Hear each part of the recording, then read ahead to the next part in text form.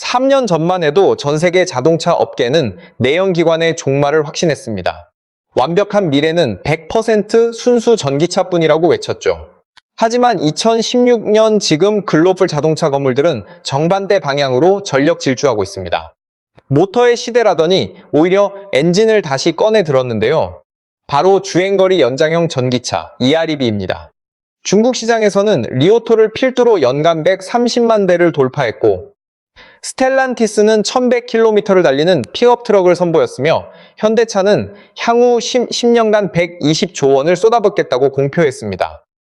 여기서 정말 소름 돋는 반전이 기다리고 있습니다. 이 EREV에 들어가는 배터리는 일반 하이브리드보다 무려 20배나 큽니다. 가격은 순수 전기차보다 40% 이상 저렴하고요. 게다가 2015년 9월 30일 트럼프 대통령이 7,500달러짜리 전기차 보조금을 단칼에 폐지해버린 그 순간 미국 전기차 판매량은 10년 만에 처음으로 마이너스를 찍었습니다. 점유율은 9.6%에서 6.5%로 곤두박질 쳤죠. 그런데 놀랍게도 한국의 배터치 3사는 이 살벌한 위기 속에서 남몰래 회심의 미소를 짓고 있습니다. 분명 전기차 시대라면서 어째서 다들 다시 엔진으로 회귀하는 걸까요? 그리고 친환경을 외면한 트럼프의 한 수가 어떻게 배터리의 황금기를 열어젖힌 걸까요? 안녕하세요. 오늘 우리는 이 기묘한 역설의 실체를 낱낱이 파헤쳐 보겠습니다. 첫째, 도대체 EREV가 무엇이기에 글로벌 완성차 업체들이 이렇게 미친 듯이 달려드는지. 둘째, 배터리 한 대를 팔아도 하이브리드 20대치 매출이 떨어진다는 이 엄청난 구조의 비밀은 무엇인지. 셋째, 트럼프의 보조금 칼질이 어떻게 K배터리에는 하늘이 내린 동아줄이 되었는지. 마지막으로 이 거대한 지각 변동 속에서 우리가 놓치지 말아야 할 기회까지 전부 다 까발려 드리겠습니다. 오늘 이 영상을 끝까지 시청하시면 향후 5년 뒤 우리 집 주차장에 어떤 차가 서 있을지, 그리고 대한민국 경제의 핵심 축이 어떻게 다시 부활하는지 완전히 새로운 눈으로 보게 되실 겁니다. 아직 구독 전이시라면 구독과 좋아요 먼저 부탁드립니다. 자, 가장 원초적인 의문부터 속 시원히 풀어보죠. EREV가 대체 뭘까요? 용어가 좀 생소하시죠? 정식 명칭은 Extended Range, Electric Vehicle, 우리말로는 주행거리 연장형 전기차라고 부릅니다. 이름만 들으면 평범한 전기차 친척쯤으로 들리겠지만 그 실체를 들여다보면 정말 기가 막힌 걸작입니다. 여러분이 매일 손에 쥐고 사는 스마트폰을 떠올려 보시면 딱 이해가 빠르실 겁니다. 최신형 스마트폰은 기능이 엄청납니다. 하지만 치명적인 약점이 있죠. 배터리가 너무 빨리 닳습니다. 그래서 장거리 외출을 하실 때 다들 어떻게 하시나요? 보조 배터리를 챙기시죠. 평소에는 폰 자체 배터리로 버티다가 전기가 바닥나면 보조 배터리 선을 꽂아 계속 충전하며 사용합니다. EREV가 정확히 이 구조와 판타스틱하게 일치합니다. 전기 모터와 메인 배터리가 스마트폰 본체라면 EREV 속의 작은 가솔린 엔진은 바로 뒤에 연결된 보조 배터리인 셈입니다. 평소 출퇴근할 때는 미리 충전해둔 전기로만 매끄럽게 굴러갑니다. 그러다 장거리 여행으로 전기가 다 소모되면 그때 비로소 엔진이 깨어납니다. 단, 이 엔진은 바퀴를 직접 굴리지 않습니다. 오로지 전기를 생산하는 발전기 역할에만 충실하죠. 이게 왜 혁명적이냐면요. 일반 하이브리드 차는 엔진과 모터가 복잡하게 얽혀서 함께 바퀴를 굴립니다. 그래서 주행 질감이 내연기관차와 크게 다르지 않죠. 하지만 EREV는 100% 순수 전기 모터로만 바퀴를 돌립니다. 엔진은 단지 발전기일 뿐이니까요. 운전자가 체감하는 건 완전한 전기차의 소음 없는 정숙함인데 충전소를 찾아 헤매지 않고 5분 만에 주유소에서 기름만 채우면 곧바로 1000km를 달릴 수 있는 겁니다. 수치로 비교해 볼까요? 일반 순수 전기차는 한 번 충전하면 평균 400에서 500km를 갑니다. 그런데 EREV는 어떨까요? 한 번 충전하고 주유까지 마치면 무려 900에서 1000km를 주파합니다. 스텔란티스의 최신 모델 STLA 프레임은 무려 1100km까지 달립니다. 거의 2배 차이입니다. 서울에서 부산까지 편도가 약 400km니까 부산을 왕복하고도 200km를 더 갈 수 있는 거리예요. 게다가 이 픽업 트럭은 무려 6,350kg을 이렇게 견인할 수 있습니다. 작은 보트나 캠핑카를 매달고도 거튼히 달릴 수 있는 괴력이죠. 여기서 진짜 흥미로운 포인트가 나옵니다. 일반 하이브리드 차에 들어가는 배터리는 고작 1.5에서 2kWh 수준입니다. 그런데 EREV에 들어가는 배터리는 무려 30에서 40kWh입니다. 20배가 넘는 차입니다. 페러리 회사 입장에서 한번 생각해 보시면 어떨까요? 하이브리드 한 대 팔 때 배터리 1을 공급한다면 EREV 한 대 팔 때는 배터리 20을 공급하는 겁니다. 배터리 소매출 기호도로 환산하면 EREV는 일반 하이브리드의 22.5배에 달합니다. EREV가 100만 대 팔리면 그게 곧 하이브리드 2천만 대 판 것과 맞먹는 매출이 들어온다는 뜻이에요. 이게 바로 K배터리 3사가 내 EREV 소식에 남몰래 웃고 있는 첫 번째 이유입니다. 자, 그런데 여러분, 이게 다가 아닙니다. 진짜 무서운 이야기는 지금부터입니다. 이 거대한 흐름이 어떻게 시작됐는지 그 뒷 이야기를 풀어드릴게요. 시계 바늘을 잠시 2025년 1월로 돌려보겠습니다. 도널드 트럼프 대통령이 백악관에 다시 입성했습니다. 그는 취임 후 거침없이 칼을 휘둘렀습니다. 환경을 부정하는 발언을 쏟아내며 이전 바이든 행정부가 만들어 놓은 친환경 정책들을 하나하나 갈기갈기 찢기 시작했죠. 그리고 2025년 9월 30일 결정적인 한 방이 떨어졌습니다.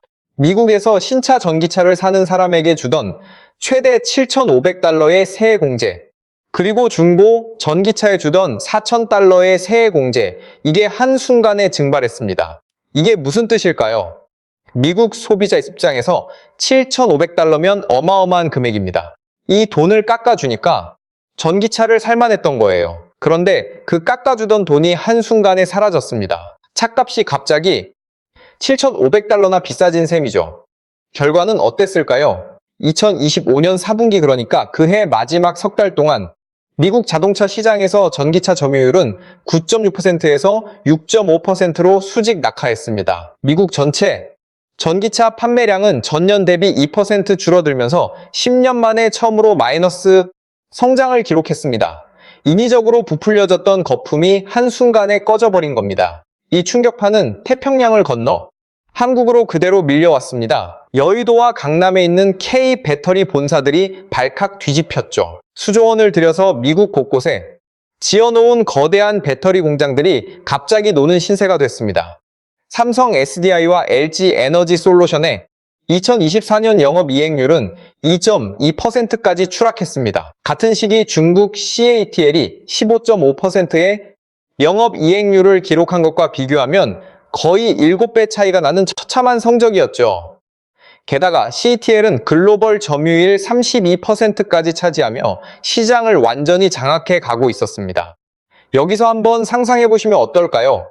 수십조 원을 빌려서 5성급 특급 호텔을 지어 놓았는데 갑자기 VVIP 손님들이 발길을 뜨끄는 상황입니다. 매달 이자는 꼬박꼬박 나가는데 호텔방은 텅텅 비어 있어요. 이러다가는 진짜 파산입니다. 이때 K배터리 3사 앞에 절체절명의 질문이 던져진 겁니다. 이 거대한 공장을 어떻게 살릴 것인가? 어디서 새로운 손님을 찾아올 것인가? 바로 이 순간 운명처럼 등장한 게 EREV입니다. EREV는 배터리 회사들에게 단순한 새 시장이 아니었습니다. 이건 거의 기적이었습니다. 왜냐하면 EREV에 들어가는 배터리는 기존의 순수 전기차용으로 만들던 NCM, 그러니까 니켈, 코발트, 망간 배터리셀을 그대로 사용할 수 있거든요. 공장 라인을 단 한 줄도 뜯어 고칠 필요가 없습니다. 추가 설비 투자, 그러니까 전문용어로 캐펙스라고 부르는 그 돈을 한 푼도 안 들이고 노는 공장을 그대로 돌려서 EREV 배터리를 찍어낼 수 있는 거예요. 쉽게 말해서 텅텅 비어있던 그 5성급 호텔에 비즈니스 출장객들이 갑자기 손님들이 한꺼번에 우르르 몰려든 격입니다. 호텔 입장에서는 방 안의 침대도, 인테리어도, 시스템도 굳이 손댈 이유가 전혀 없습니다. 기존 시설을 그대로 활용하면 그만이니까요. 추가 지출은 거의 제로에 수렴하면서도 매일같이 쏠쏠한 숙박비가 통장에 꽂힙니다. 바로 이것이 K배터리 3사가 EREV, 소식에 속으로 회심의 미소를 지었던 진짜 배경입니다. 바닥을 모르고 추락하던 영업이익률 2.2%를 단숨에 끌어올릴 기사회생의 동아줄이 하늘에서 뚝 떨어졌던 거죠. 여기까지 들으셨다면 분명 머릿속에 의문 하나가 똘리를 틀 겁니다. 그렇게 친환경 정책을 지독하게 싫어하는 트럼프 대통령이 돼서 결과적으로 친환경 산업의 핵심인 K 배터리를 살려놓은 꼴이 된 걸까요? 이것이 바로 오늘 영상의 진정한 킬링 포인트이자 역설적인 인과관계입니다. 여기서 잠시 엉뚱한 가정을 하나 해보겠습니다. 정말 만약에 트럼프 대통령이 보조금 칼질을 감행하지 않았다면 과연 어떤 세상이 펼쳐졌을까요? 겉보기에는 K 배터리 진영의 엄청난 호재였을 것처럼 보입니다. 보조금이 펑펑 나오니 미국인들이 계속해서 전기차를 사들이고 자연스럽게 K 배터리 공장도 쉴 틈 없이 돌아갔을 테니까요. 하지만 냉혹한 경제학의 시나리오는 정확히 정반대의 파국을 가리킵니다. 보조금이라는 달콤한 마약에 찌든 글로벌 완성차 업체들은 과연 어떻게 움직였을까요? 소비자가 진짜로 무엇을 원하는지, 충전 인프라가 얼마나 턱없이 부족한지, 따위의 현실은 시원하게 무시한 채 오로지 보조금 지급 기준에만 억지로 맞춰 100kWh를 넘는 비효율적이고 비싼 초대형 배터리를 장착한 괴물 같은 차들만 계속해서 찍어냈을 겁니다. 대당 1억 원을 호가하는 전기차들이 보조금 덕분에 그럭저럭 연명하며 팔려나갔겠죠. 진짜 공포는 그 다음부터입니다.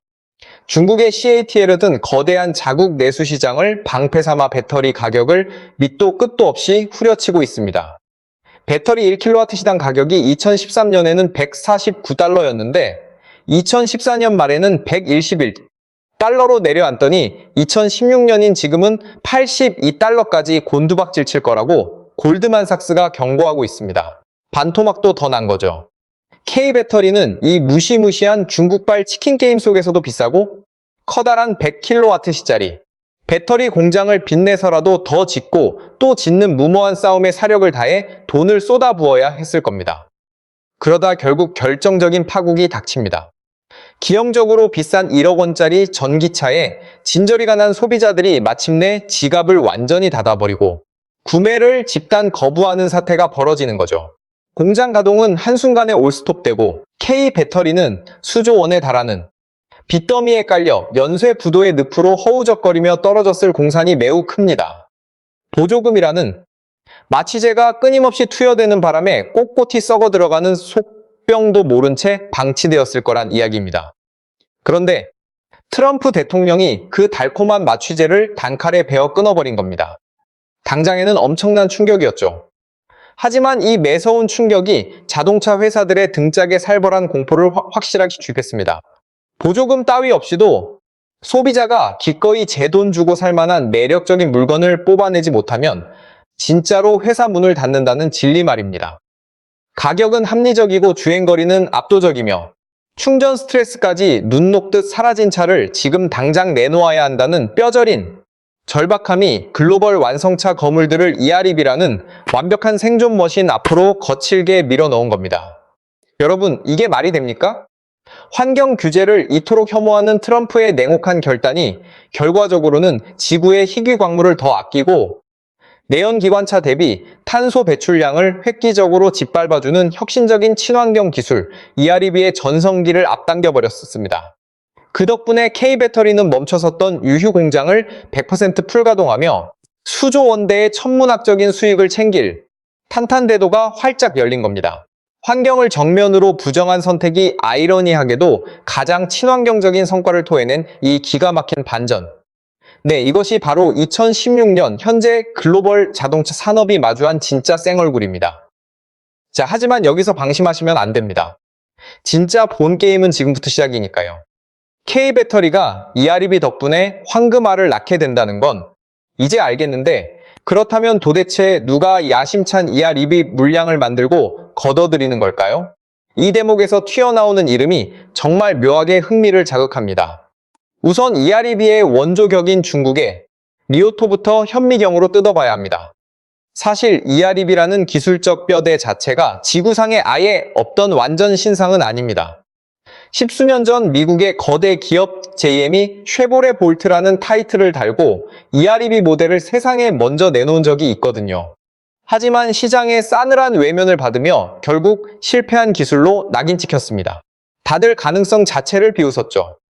그 조롱을 정면으로 받아치며 EREV의 심장을 다시 뛰게 만든 주역이 바로 중국의 리오토입니다. 리오토의 창업자 리샹은 2019년 11월 EREV의 본격적인 대량 양산에 돌입했습니다. 당시 서방 언론들의 반응이 어땠을 것 같습니까? 배터리 기술이 턱없이 부족한 중국이 마지못해 집어들은 꼼수라며 콧방귀를 뀌었습니다. 하지만 리오토는 아랑곳하지 않았습니다. 그들은 중국 소비자의 속내를 누구보다 뼛속까지 꿰뚫고 있었으니까요. 리오토가 던진 단 하나의 날카로운 질문이 있었습니다.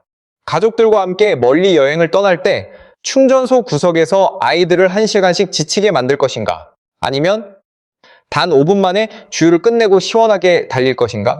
이 한마디가 중국 아빠들의 지갑을 정확하게 열어젖혔습니다. 결과가 과연 어땠을까요?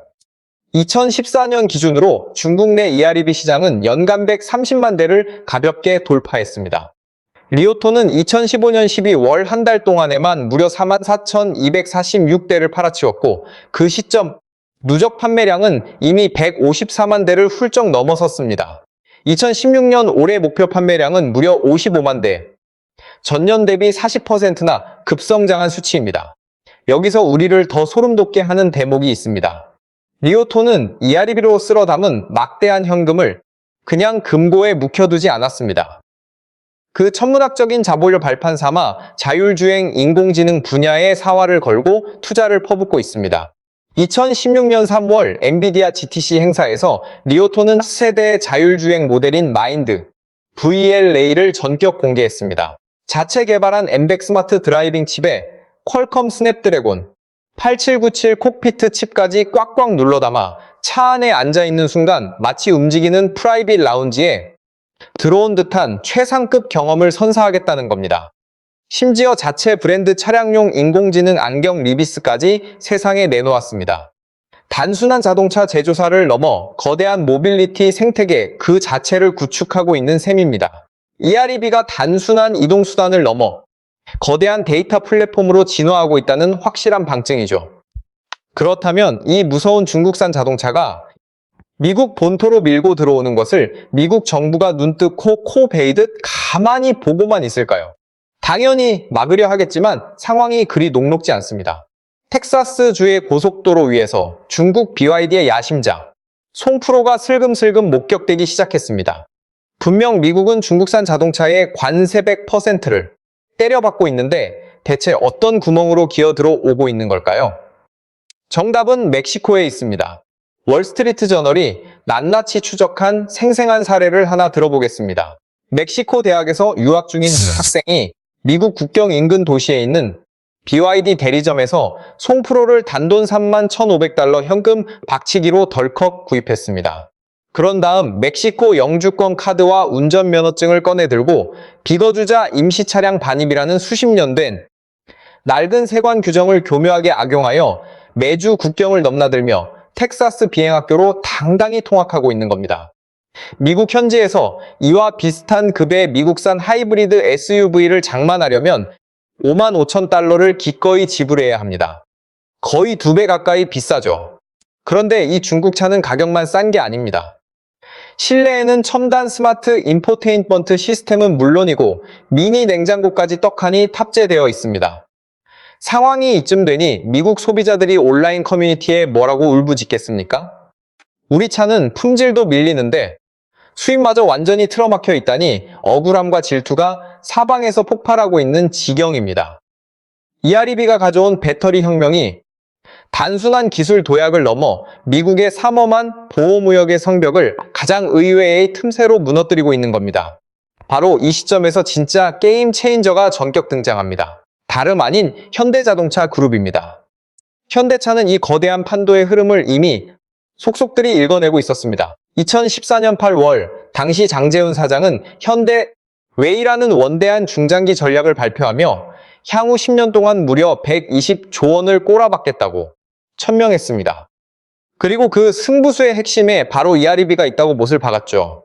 현대차의 청사진은 대단히 치밀하고 구체적입니다. 2016년 말부터 EREV 양산에 시동을 걸어 2017년 초에는 본격적인 판매 전쟁에 뛰어듭니다. 주력 모델은 산타페와 제네시스 GV70, GV80 같은 묵직한 중대형 SUV들입니다.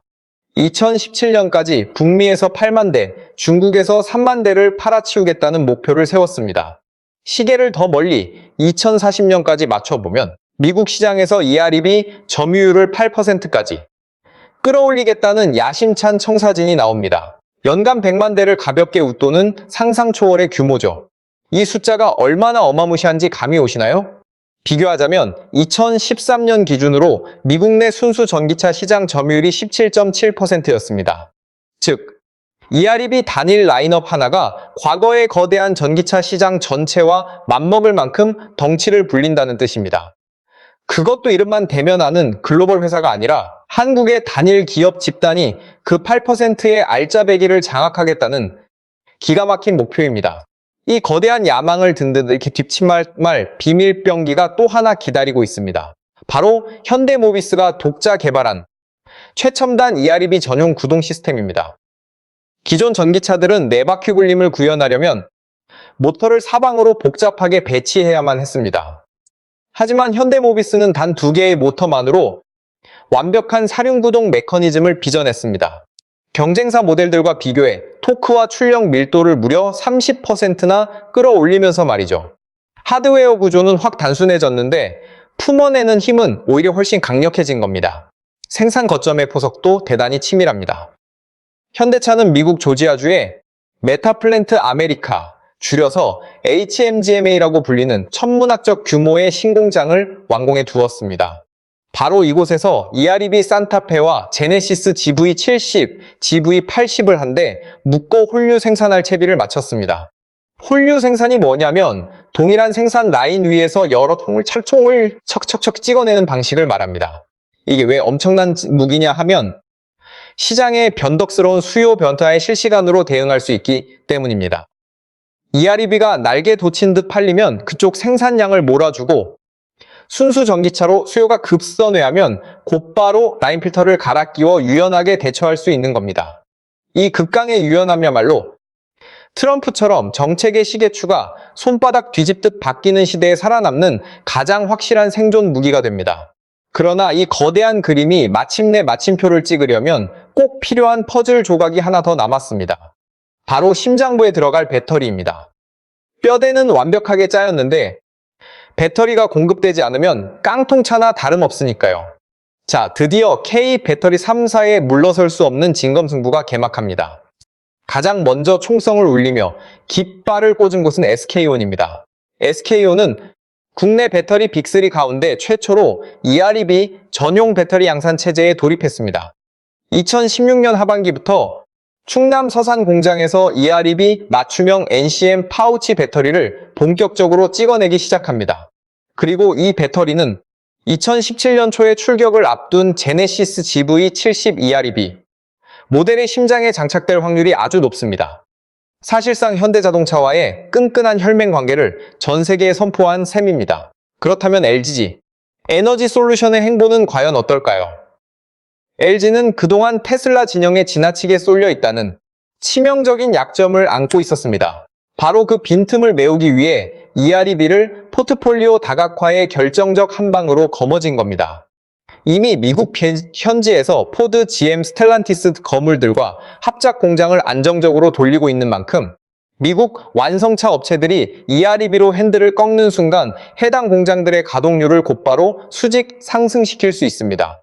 LG가 비장의 무기로 꺼내든 카드는 다름 아닌 안전성입니다. LFP, 즉 리튬 인산철 배터리의 우수성을 전면에 내세우며 전기차 화재 공포에 치를 떨며 구매를 망설이는 소비자들에게 우리의 배터리가 훨씬 더 안전하다는 확실한 믿음을 머릿속에 심어주고 있는 겁니다. 삼성 SDI는 이들과는 결을 달리하는 독보적인 노선을 선택했습니다. 삼성은 자신들의 전매 특허인 프리미엄, 역량을 한 곳으로 꽉 응축하고 있습니다. 고출력 3원계 NCA 배터리를 무기로 휘두르며 제시스 같은 럭셔리 EREV, 라인업에 탑재될 고성능, 하이엔드 배터리 공급권을 정조준하고 있습니다.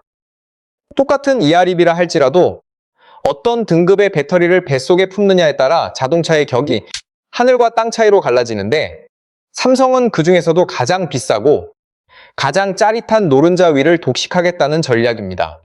여기서 대단히 흥미로운 대목은 K배터리 3사 내부에서마저 기술적 노선이 완전히 사방으로 쪼개졌다는 사실입니다. 삼성 SDI는 출력과 에너지 밀도가 지구상 최고 수준인 NCA로 상위 프리미엄 시장을 맹폭하고 LG에너지솔루션은 절대적인 안전성을 방패 삼은 LFP로 드넓은 대중시장을 정조준합니다. 그리고 SKO는 첫 테이프를 끄는 NCM 파우치형에서 한 걸음 더 나아가 국산 소재 비중을 극한까지 끌어올친 독자 노선의 LFP까지 동시에 움켜쥐고 나왔습니다. 중국산 핵심 광물 공급망을 철저히 배제하려는 미국 완성차 대기업들의 가려운 등을 아주 시원하게 긁어주는 맞춤형 묘수입니다. 뿌리는 같은 한국 기업들이면서도 이렇게 각양각색의 완성차 업체들의 가려운 곳을 정확히 긁어주는 카드죠. 같은 한국 회사들끼리 이렇게 서로 다른 전략적 갈라파고스가 된 까닭은 뼈아플 만큼 명백합니다. 현대차라는 거대한 EREV 물량을 단 하나라도 더 거머쥐기 위한 피말리는 수주 전쟁이 수면 아래서 치열하게 벌어지고 있기 때문입니다. 이 각축전이 겉보기에는 현대차를 향한 납품 경쟁 같지만 본질적으로는 중국의 CATL에 무참히 빼앗긴 글로벌 패권을 되찾아오기 위한 한국 배터리 3사의 목숨건 사투입니다. 물론 이 판에 뛰어든 게 한국 기업들만 있는 것은 아닙니다. 글로벌 거인 폭스바겐도 과감하게 이 흐름에 올라탔습니다. 심지어 폭스바겐은 철저한 이중 전략을 들고 나왔죠. 중국 시장을 정조준에서는 ID.LRA라는 콘셉트의 초대수용 사륜 SUV를 개발 중인데 1회 충전 주행거리가 무려 1000km에 달합니다. 동시에 유럽 무대에서는 ID 폴로, ID 크로스 같은 실속형 순수 전기차로 전혀 다른 길을 걷습니다. 지역 시장마다 각양각색인 정책과 인프라 성격에 맞춰 투트랙 전략을 동시에 가동하는 셈입니다. 여기에 미국의 자존심을 걸고 버티는 스텔란티스스럽게 빼올 수 없습니다. 스텔란티스는 지프와 램이라는 미국인들의 영혼과도 같은 브랜드를 무기로 전면에 나섰습니다. 이들이 선보인 STLA 프레임이라는 신형 플랫폼은 그야말로 역대급입니다. 기름을 넣고 전기를 채우면 총 1100km를 주파하고 400V 시스템으로 10분만 충전해도 50마일을 달릴 수 있으며 최대 견인력은 6350kg에 육박합니다. 게다가 V2L, 즉 차량의 전기를 외부로 송전하는 기능까지 꽉 채워 넣었습니다. 이게 무슨 뜻이냐면 자동차에 축적된 전기를 오직 캠핑장이나 가정집으로 거꾸로 뿜어낼 수 있다는 얘기입니다. 대정전 사태가 터지면 자동차가 거대한 발전기로 변신해 우리 집 조명과 가전제품을 너끈히 살려낼 수 있는 겁니다. 텍사스나 콜로라도의 거친 카우보이들이 캠핑 트레일러를 주렁주렁 매달고 사막을 횡단하다 밤에 목적지에 도착해 차에서 곧바로 전기를 끌어다 텐트를 환하게 밝히는 풍경. 머릿속에 생생하게 그려지시지 않습니까? 미국 픽업, 트럭 시장이라는 난공불락의 영토를 EREV로 완전히 초토화하겠다는 야심찬 선전포고입니다. 더 놀라운 건 미국인들이 그토록 사랑하는 내연 기스의 감성, 즉 으르렁거리는 엔진 배기음과 엄청난 견인력에 대한 향수가 EREV의 발전기 엔진이라는 형태로 기막히게 부활했다는 사실입니다. 한마디로 미국 내연기관 덕후들의 막대한 수요를 한 방에 빨아들일 수 있는 완벽한 패키지인 셈입니다. 여기서 반드시 매듭 짓고 넘어가야 할 묵직한 질문이 하나 있습니다. 과연 EREV가 진짜 친환경적이냐는 겁니다. 일각에서는 어차피 화석연료인 기름을 태워서 전기를 발전시키는데 환경에 해를 끼치는 게 아니냐고 뾰족한 의문을 던집니다. 다행히 최근 쏟아져 나온 학술 연구들이 이 논란에 명쾌한 해답을 내려주고 있습니다. 2016년 5월 매사추세츠 공과대학 연구진이 전 세계에 공개한 전과정 평가 리포트를 파고들어보면 미국 전역의 수천 개 지역과 운전자들의 실제 주행 데이터를 입체적으로 교차 분석한 결과 기상 여건이나 해당 지역의 발전 비중이 어떻든 상관없이 배터리로 굴러가는 차는 기존 내연 기관차 대비 온실가스 배출량을 40에서 70%까지 획기적으로 짓누른다고 합니다. 게다가 또 다른 권위 있는 논문에 따르면 EREV는 일반 하이브리드 차량보다 희귀 광물, 소모량을 14.68%포인트 더 아껴주고 순수 내연기관차와 견주어서는 화석연료 소비를 34.72%포인트나 가볍게 덜어낸다고 해요. 무식하게 무거운 100kW짜리 거대 배터리를 찍어내려고 아프리카와 남미 대륙의 생태계를 마구 파헤치는 모순을 비켜가면서도 단 40kW씩 안팎의 배터리만으로 일상적인 탄소 배출을 사실상 제로로 수렴시키는 겁니다. 진정한 의미의 친환경 브릿지 기술이라 추켜 세울 만한 이유가 바로 여기에 고스란히 담겨 있습니다. 지금까지의 흐름을 단단히 엮어보면 EREV는 단순한 일시적 틈새 기술이 아니라 명확한 자본의 논리와 소비자의 원초적 본능, 그리고 예측 불가능한 정치적 변수까지 완벽하게 관통하는 새로운 표준으로 굳건히 자리매김하고 있다는 뜻입니다. 그리고 K배터리는 바로 이 거대한 지각 변동의 가장 꼭대기에서 최대 수혜를 누릴 황금 좌석을 단단히 거머쥐고 있습니다. 자, 그렇다고 탄탄대로 장밋빛 미래만 펼쳐져 있을까요? 당연히 그럴 리가 없습니다. 모든 거대한 변화의 이면에는 반드시 서늘한 그림자가 드리워지기 마련이죠. 우리가 눈을 부릅뜨고 경계해야 할 잠재적 리스크들을 여과 없이 낱낱이 짚어드리겠습니다. 첫 번째 지뢰밭은 바로 피할 수 없는 기술의 극단적 복잡성입니다. EREV는 내연기관 엔진과 고성능 전기 모터, 대형 배터리의 고효율 발전기까지 이질적인 시스템들이 하나의 차체 안에 복잡하게 얽혀 들어갑니다. 부품 가짓수가 눈덩이처럼 불어나니 정비 난이도와 불량률도 수직 상승할 수밖에 없습니다. 완성차 제조사 입장에서는 훗날 감당해야 할 AS 비용 부담이 천문학적인 비용 폭탄으로 되돌아올 수 있다는 게 첫 번째 뇌관입니다. 두 번째는 여전히 가시지 않는 화재 공포입니다. EREV에 탑재되는 배터리는 일반 하이브리드보다는 확실히 크지만 순수 전기차보다는 몸집이 작습니다. 그렇대도 30에서 40kW 시급 배터리는 일단 불이 붙으면 초동 진압이 끔찍하게 까다로운 수준입니다.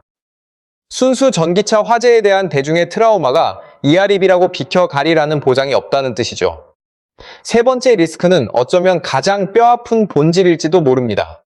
EREV는 냉정하게 말해 어디까지나 과도기를 건너기 위한 땜빵용 기술이라는 점입니다.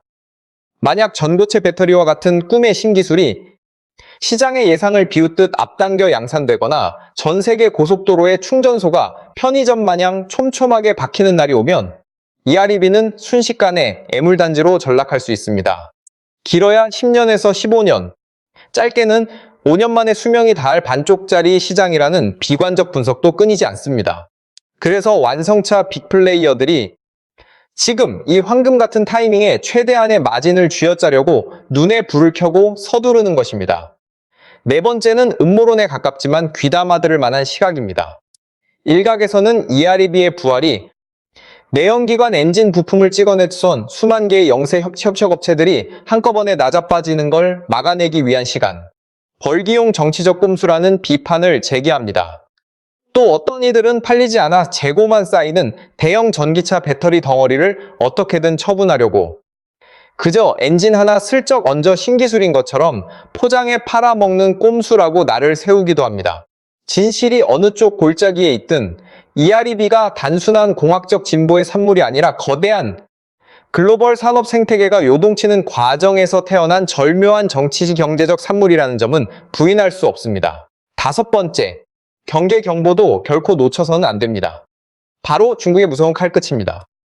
리오토가 2015년 9월부터 EREV로 쓸어 담은 막대한 자본력을 지렛대 삼아 첫 순수 전기 SUV 모델인 i6를 세상에 던졌습니다. 가격이 무려 24만 9,800위안, 미국 돈으로 환산하면 약 3만 5,020달러 안팎입니다. 원화로 치면 입이 떡 벌어지는 초가성비죠. 이 살벌한 행보는 곧 중국이 EREV로 숨을 고르며 막대한 실탄을 두둑이 챙긴 뒤 그 자금을 발판 삼아 결국 마의 순수 전기차 시장까지 완전히 집어삼킬 최종 침공 시나리오를 완성했다는 강력한 경고음입니다. K배터리와 현대차 연합군에게 EREV의 달콤한 황금기가 결코 방심할 수 없는 시한폭탄이라는 뜻이기도 합니다. 자, 그렇다면 우리 시청자분들이 앞으로 반드시 눈여겨봐야 할 핵심 관전 포인트는 과연 무엇일까요? 네 가지로 깔끔하게 정리해드리겠습니다. 첫째, K배터리 빅3의 실적. 반등 그래프가 어떻게 그려지는지 매서운 눈으로 지켜보십시오. 2016년 하반기부터 SK온의 EREV, 배터리 양산이 본격 궤도에 오르고 현대차의 EREV 신차들이 쏟아져 나오면서 그동안 바닥을 기던 배터리 두 사의 영업이익률이 과연 몇 %까지 솟구치느냐가 승부처칩니다. 분기별 성적표가 나올 때마다 EREV 매출 비중과 공장 가동률 수치를 나란히 얹어보시면 판 돌아가는 모양새가 훨씬 선명하게 다가올 것입니다. 둘째, 미국 자동차 시장에서 EREV의 점유율, 곡선이 얼마나 가파르게 치솟는지 추적해 보셔야 합니다. 2015년 4분기에 6.5%로 주저앉았던 전기차 점유율이 EREV의 거센 합류로 다시 어디까지 날아오르는지 그 회복의 속도가 EREV 생태계의 성패를 가늠하는 절대적인 리트머스 시험지가 될 것입니다. 셋째, 중국 리오토와 BYD의 미국 우회 침투 시나리오입니다.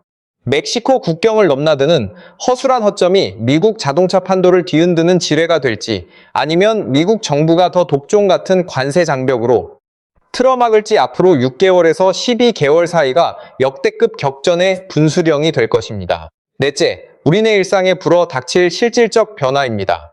대한민국 땅에서도 2017년부터는 제네시스 GV70 EREV를 필두로 국산 맞춤형 EREV 모델들을 도로 위에서 직접 마주하게 될 겁니다. 충전 인드라가 터져나가 주유소만 찾아 헤매던 운전자들에게 이것은 진정한 의미의 게임 체인저입니다. 혹시라도 자동차 구입을 심각하게 저울질하고 계신다면 자신의 평소 출퇴근 및 주행 패턴이 단거리 도심 위주인지 아니면 험한 장거리 운행 중심인지 따져보고 EREV 쪽으로 핸들을 꺾는 것이 훨씬 현명한 선택일 수도 있다는 점을 꼭 명심해 두시길 바랍니다. 자, 오늘의 길고 긴 여정을 마무리하며 핵심을 한 문장으로 진하게 요약해 드리겠습니다. EREV의 황금기는 트럼프가 결코 의도한 적 없으나 미국 스스로가 만들어낸 가장 아이러니하고 역설적인 선물입니다. 친환경을 대놓고 부정한 정치적 결단이 아이러니하게도 가장 강력한 친환경적 성과를 토해낸 그 중심에 K배터리가 의젓하게 버티고 서 있습니다. 거품이 씻겨나간 자리에서 진짜 살아남는 기술이 무엇인지 보여주는 대목이죠. 네, 이것이 오늘 우리가 이 자리에서 건져 올려야 할 가장 묵직한 가르침입니다. 여러분은 이번 EREV 광풍을 과연 어떤 시선으로 지켜보고 계십니까? 머지않은 미래의 당당한 표준으로 안착할 거라 믿으시나요? 아니면 한때 붓다 꺼질, 스쳐 지나갈 땜빵용 기술에 불과하다고 보시나요? 만약 지금 당장 새 차를 뽑아야 한다면 순수 전기차와 EREV, 하이브리드, 그리고 클래식한 내연기관 중에서 어떤 쪽으로 마음이 기우시는지 아낌없는 의견을 댓글로 시원하게 남겨주시면 정말 감사하겠습니다. 여러분이 달아주시는 소중한 한 줄이 더 깊이 있는 인사이트를 담은 콘텐츠를 빚어내는 가장 강력한 원동력이 됩니다. 오늘 준비한 이야기는 여기까지입니다. 숨 가쁘게 달려온 긴 시간 동안 끝까지 시청해 주셔서 진심으로 고개 숙여 감사드립니다. 여러분의 따뜻한 구독과 좋아요 클릭 한 번이 다음 영상을 훨씬 더 퀄리티 있게 만들어주는 유일한 생명수입니다. 그럼 우리는 더 알차고 흥미진진한 다음 영상에서 다시 뵙겠습니다.